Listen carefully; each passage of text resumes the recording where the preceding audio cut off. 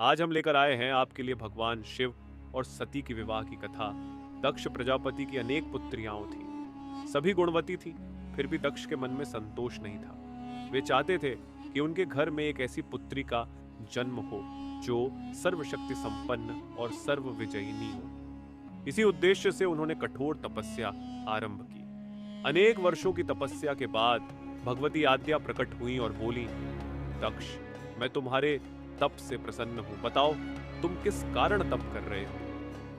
दक्ष ने अपना अभिप्राय बताया। तब माता ने कहा, मैं स्वयं तुम्हारे यहाँ पुत्री रूप में जन्म लूंगी।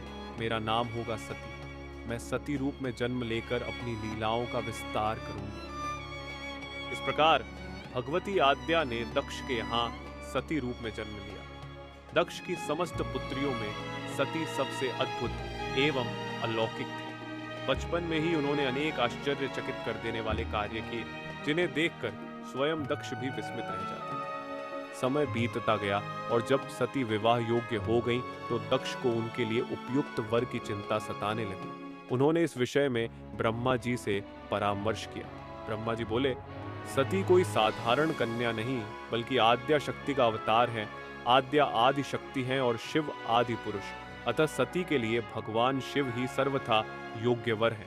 ब्रह्मा जी की बात मानकर दक्ष ने सती का विवाह भगवान शिव के साथ कर दिया। विवाह के उपरांत सती कैलाश में रहने लगी। हालांकि एक ऐसी घटना घटी जिसने दक्ष के हृदय में भगवान शिव के प्रति विरोध और द्वेष उत्पन्न कर दिया।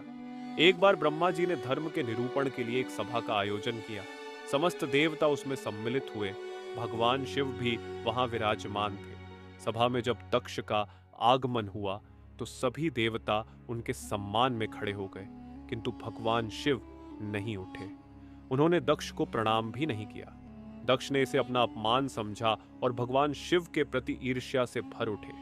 वे मन ही मन प्रतिशोध की अग्नि में जलने लगे और अवसर की प्रतीक्षा करने लगे। कुछ समय पश्चात एक दिन सती और भगवान शिव कैलाश पर्वत पर बैठे वार्तालाप कर रहे थे। तभी आकाश में कई विमान कणखल की ओर जाते दिखाई पड़े। सती ने पूछा, प्रभु, ये विमान किसके हैं और कहां जा रहे हैं? भगवान शिव ने उत्तर दिया, तुम्हारे पिता ने एक भव्य यज्ञ का आयोजन किया है। समस्त देवता और देवांगनाएं उसमें सम्मिलित होने के लिए जा रहे हैं। सती ने आश्चर्य से दूसरा प्रश्न किया, क्या मेरे पिता ने आपको आमंत्रित नहीं किया? शिव मुस्कुराए और बोले, वे मुझसे बैर रखते हैं, फिर मुझे क्यों बुलाएंगे? सती मन ही मन सोचने लगी। फिर आग्रह पूर्वक बोली, मेरी सभी बहनें अवश्य वहां आई होंगी। उनसे मिले बहुत दिन हो गए। यदि आपकी अनुमति हो तो मैं भी अपने पिता के घर जाना चाहती हूँ। भगवान शिव ने सती को समझाया, बिना बुलाए किसी के घर जाना उचित नहीं। विवाहिता स्त्री का अपने पीहर से संबंध समाप्त हो जाता है। परंतु सती हट करती रही। अंततः भगवान शिव ने उन्हें अनुमति दे दी और अपने एक गण वीरभद्र को उनके साथ भेज दिया। जब सती अपने पिता के घर पहुंची तो किसी ने भी प्रेम पूर्वक उनका स्वागत नहीं किया। दक्ष ने कटु स्वर में कहा, तुम यहाँ क्यों आई हो? तुम्हारे पति ने तुम्हें बागंबर के अलावा और क्या दिया?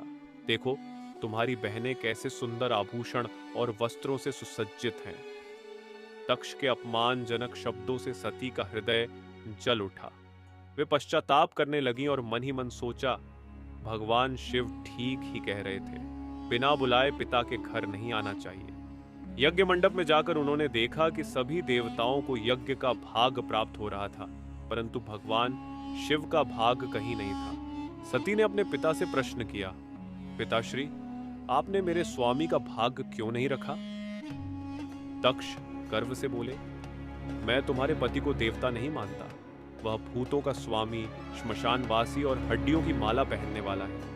वह देवताओं की पंक्ति में बैठने योग्य नहीं। सती के नेत्र क्रोध से लाल हो उठे। वे व्याकुल होकर बोली, देवताओं, क्या तुम भी यह अपमान सह रहे हो? मेरे स्वामी संपूर्ण सृष्टि के अधिपति हैं और मेरे पिता उनका अनादर कर रहे हैं। एक सती अपने पति का अपमान कैसे सहन कर सकती है? यह कहते हुए वे यज्ञ कुंड में कूद पड़ी। उनके देह त्यागते ही यज्ञ मंडप में हाहाकार मच गया। वीरभद्र क्रोध से कांप उठे और यज्ञ का विध्वंस करने लगे। उन्होंने दक्ष का मस्तक काट डाला। जब भगवान शिव को यह समाचार मिला तो वे प्रचंड आंधी की भांति कणखल पहुंचे। सती के जले हुए शरीर को देखकर वे अपना धैर्य खो बैठे। शोकाकुल होकर उन्होंने सती के जले हुए शरीर को अपने कंधे पर उठा लिया और दिशाओं में भ्रमण करने लगे। उनकी इस अवस्था को देखकर संपूर्ण सृष्टि रुक गई। नदी का प्रवाह ठहर गया, वायु थम गई और देवताओं की सांसें अटक गई। सृष्टि को संकट में देखकर भगवान विष्णु ने अपने चक्र से सती के शरीर के अंगों को काट काट कर धरती पर गिरा दिया। जहां जहां सती के अंग गिरे वे स्थान शक्ति पीठ कहलाए। इन 51 स्थानों पर आज भी देवी की उपासना होती है। यही कथा हमें सिखाती है कि अहंकार विनाश का कारण बनता है और भक्ति की शक्ति असीम होती है।